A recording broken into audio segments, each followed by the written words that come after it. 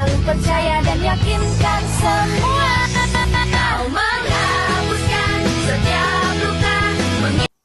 Assalamualaikum, Dajahau, Banakum. So my name is Adam Bahtiar bin Muhammad Kamis. My ID number is MDB2401015.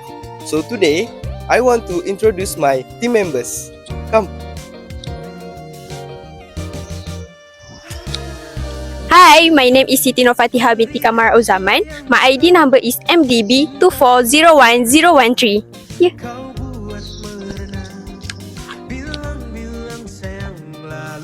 Hi, my name is Nahasha Nabeti Rosli. My ID number is MDB01011. Come.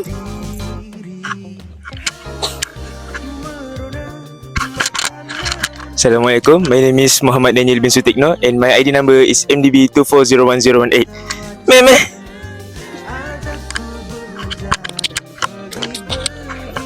Hi, my name is Muhammad Haris Saikal bin Muhammad Sirat and my ID number is MDB2401006. So, we are from KPM Air Mole.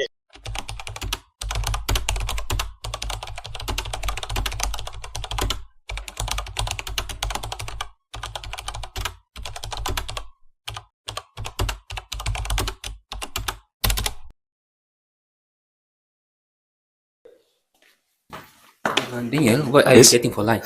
I think I want to go for ayam gunting. What about you? I think I'm going to get chicken rice. Oh, wait, hold up. You got a meeting, right? Oh yeah. Yes, let's go.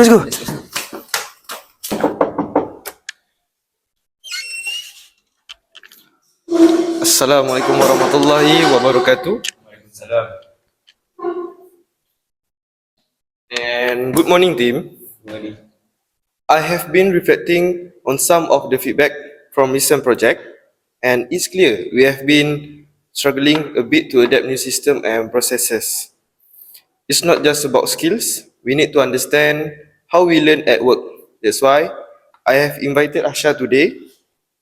She's going to guide us through learning actually happens in our day-to-day roles. So Asha, the floor is yours. Thank you, Bhatia. But first, have a seat.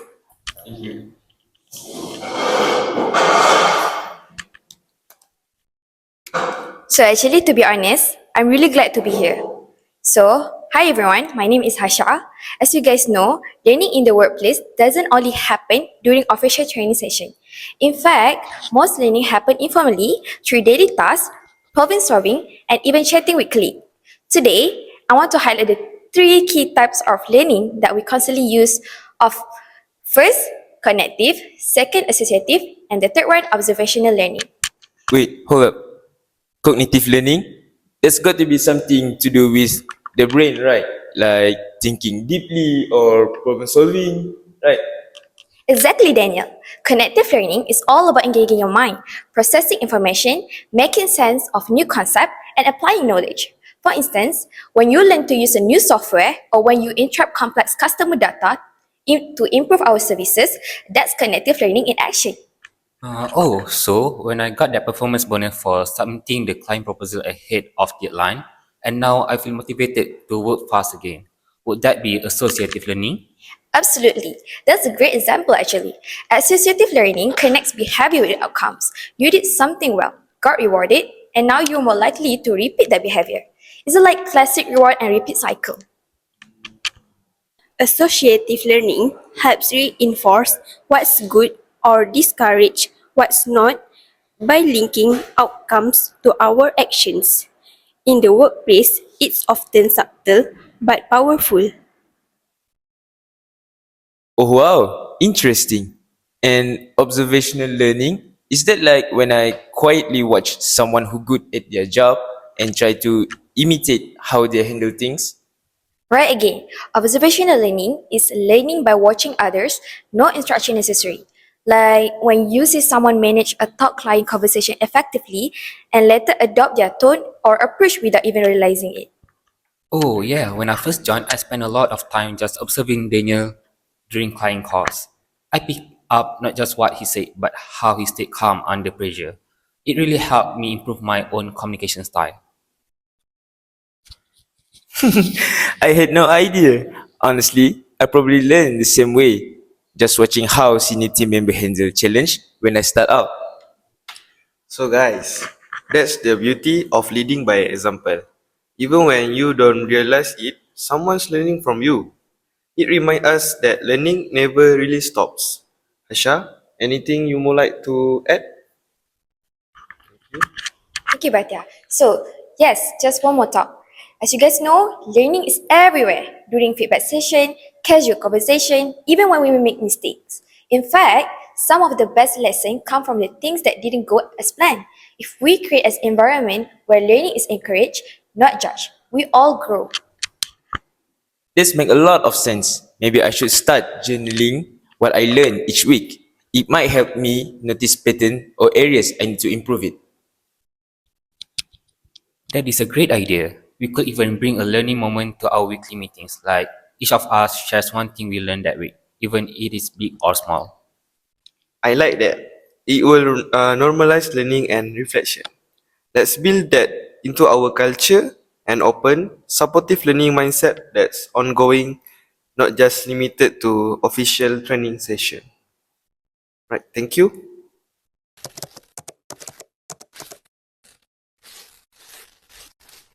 Good morning, everyone. Welcome to our personality workshop. Today, we are diving into the big 5 personality traits. 5 core dimensions that psychologists use to describe human personality. Understand this can help us work better together, communicate more effectively, and even resolve conflicts before they arise. Let me give it a shot. Extraversion, agreeableness, conscientiousness, neuroticism, and openness. Right. Perfect, Daniel. Nicely remember. Now, let's each share the trait we identify with most and give the word-related example to show how it plays. Who want to start first? I'll go first. I definitely connect with conscientiousness. I tend to be really organized. Before setting any of my tasks, I list out the steps, set my mini deadlines, and double check on everything. I even keep a digital checklist for my daily work goals. I just can function without any of my plan.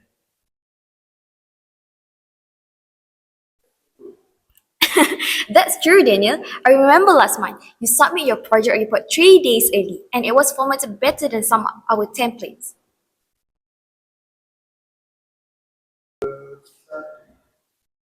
What can I say? I sleep better when things are ahead of schedule.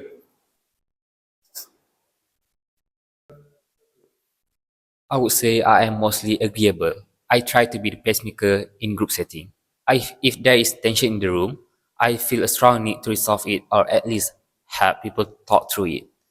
I will avoid conflict not because I am scared of it, but because I want everyone to feel heard and comfortable.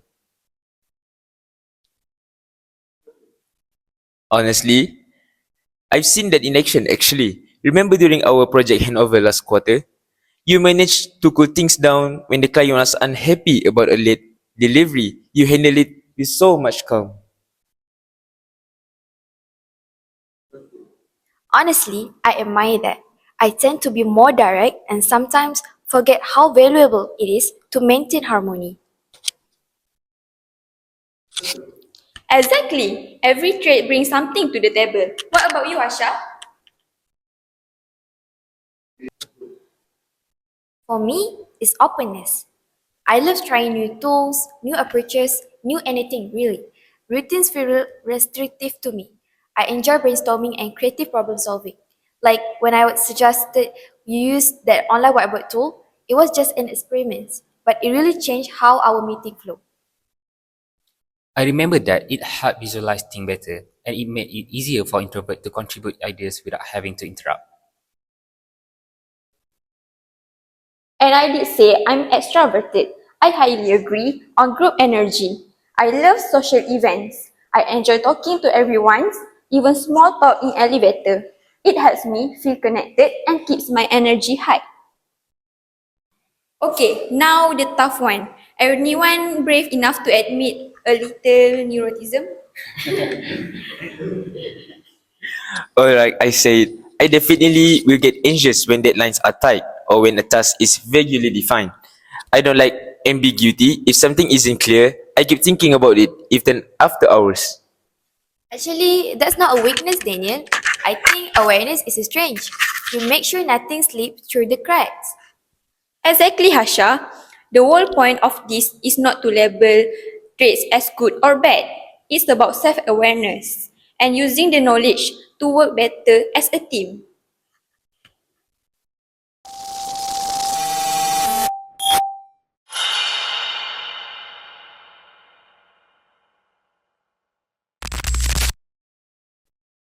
So, hi guys. As we know, today let's talk about how we shape behavior using reinforcements and punishment. I have noticed I work harder when I am recognized. Is that reinforcement? Yes, that's a positive reinforcement. You do a good job and get praised or rewarded. It encourages you to repeat the behavior. What about someone's get fewer tasks after improving?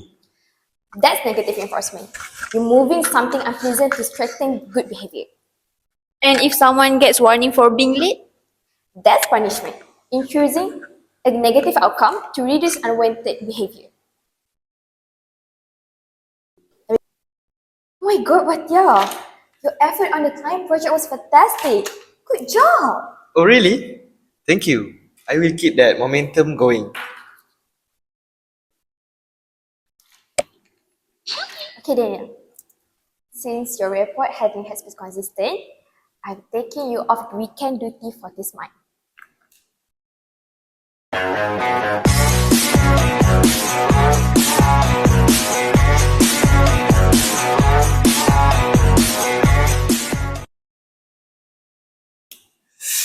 Alhamdulillah, this is great news. I'll make sure to keep it up.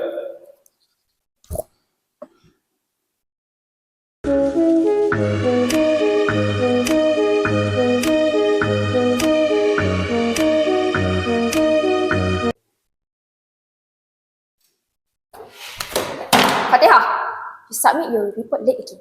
This is your last warning, okay? understood. I will make sure it doesn't happen again. Sorry.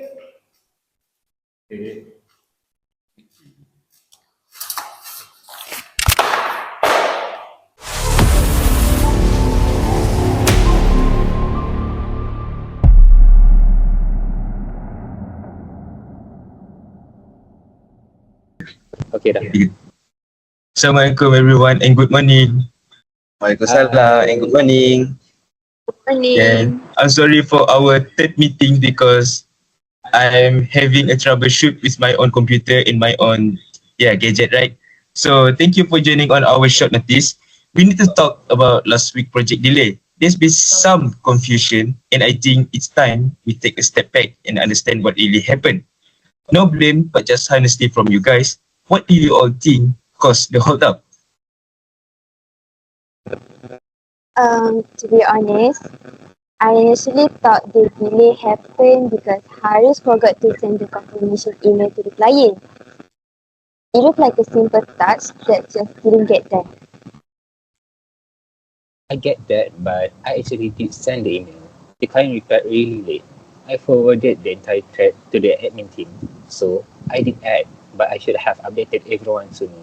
That part is on me. This reminds me of a time I thought Hasha was avoiding helping with the UI redesign. I got frustrated. Later, I found out she was wanted finalizing the sales date barely any time left. I made a quick judgment based on what I assumed. Exactly. That's what I want to talk about. Perception bias. It's normal for us to fill in the blanks when we don't have the full picture, but sometimes we fill them with assumption instead of facts. That leads to the unnecessary tension. So, guys, perception is how we interpret what we see, hear, or experience, but it's influenced by our own expectation, past experience, and emotion at work that can lead to misunderstanding and strained relationship. So, can I know how do we stop ourselves from making first assumption too quickly? Good question. You guys can start by asking, questions. If something doesn't feel right, talk to the person directly. Say something like, "Hey, is everything okay?" It's open the door without sending accusatory. I will also add something. We should also avoid labeling people. Just because someone talks a lot does not mean they are pushy. And someone quiet might still be fully engaged. We all communicate differently. Yes, that's true. I used to think Daniel was a bit cold in meetings because he rarely smiled or joked. But I realized later that she just focuses and takes time to process things. That's fair. And I used to think you were all over the place. But now I see that you're full of energy and deeply care about including everyone. Now I'm glad. This whole conversation is refreshing. I'm realizing how many times I might have misunderstood someone without checking the full story. Yes, let's do something about it. What if we add a quick perception check to the end of our weekly meetings? Just a moment where anyone can speak up if they feel misunderstood. Wow, I love that. And maybe we can create a simple visual guide to common perception errors like stereotyping or assuming intent. Put in the break room as a reminder. Great idea, Fatiha. It can be a living guide, something we update with real example as we go. So I think if we make room for empathy, the whole workplace feels safer and more human. That is the kind of culture people want to be part of. Okay,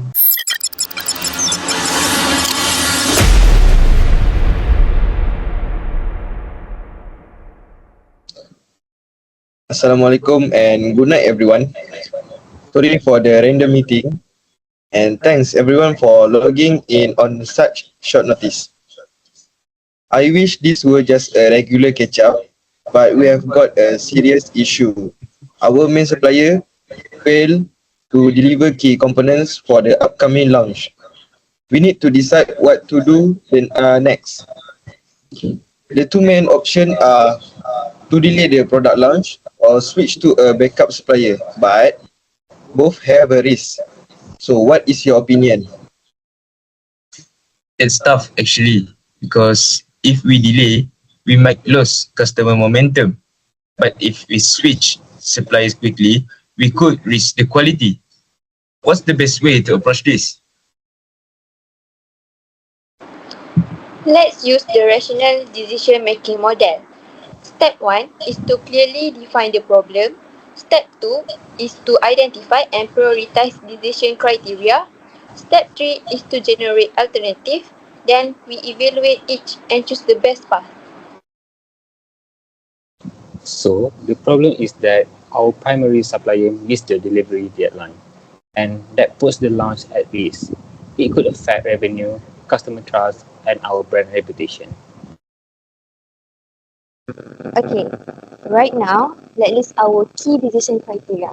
I will say product quality, second customer trust, third time to market, and the last one is cost impact. For me, I think quality and customer trust should be our top priorities. We can recover from financial setbacks, but if customer lose the trust, it's much harder to regain that. Yeah, absolutely. People remember how we respond in crisis, not just the issue itself.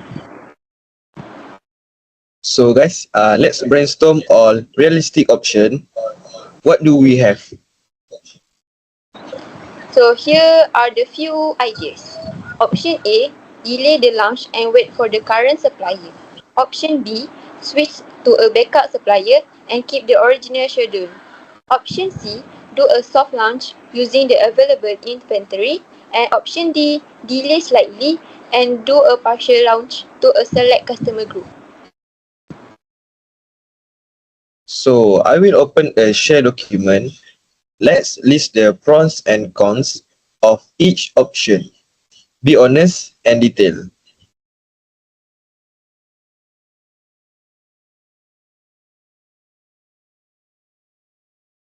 Thank you, Asha, for the option. Thank you, Haris. Thank you, Fatiha, and thank you, Daniel.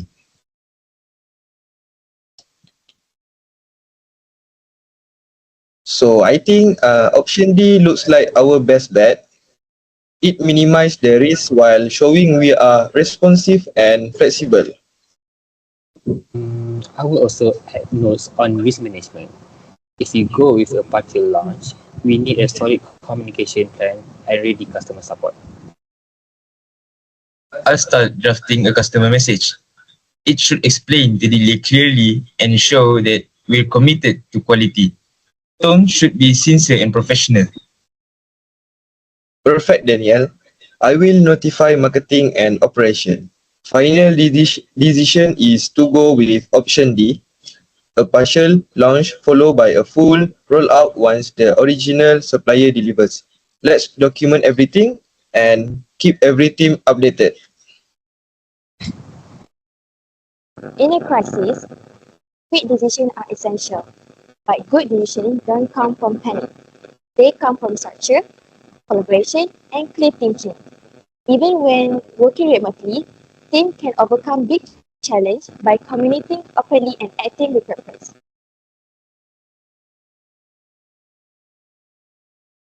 Thank you, everyone. So let's dismiss our meeting. Thank you. Thank you. Thank you, sir. Thank you, sir.